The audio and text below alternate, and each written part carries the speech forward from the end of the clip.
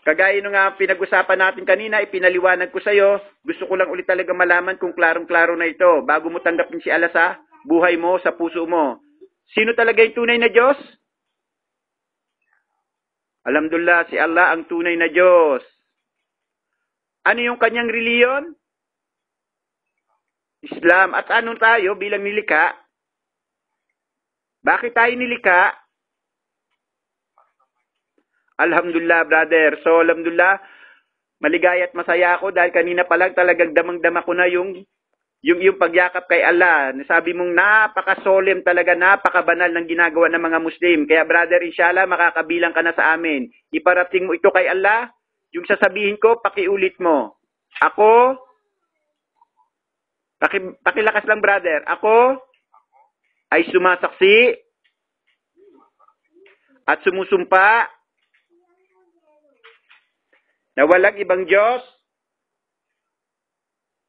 maliban pa kay Allah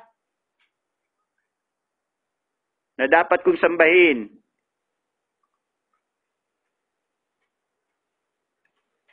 Friend, alhamdulillah, damandam ako yung damdamin mo. Pero nawawala yata yung boses mo. May natutulog. Okay lang.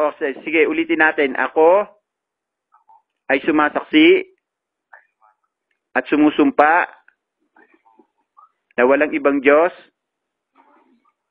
maliban pa kay Allah na dapat kong sambahin.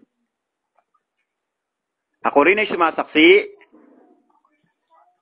na si Muhammad ay isa lamang propeta. Sugo, alipin ni Allah. Ako rin ay sumasaksi na si Jesus, anak ni Maria, ay isang propeta.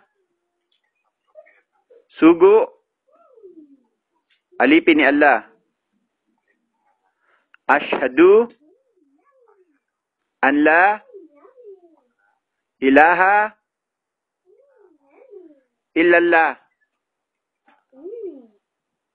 wa ashhadu anna Muhammadan abduhu wa rasuluh wa ashhadu anna Isa ibnu Maryam Abdullahi wa rasuluh. Allahu Akbar.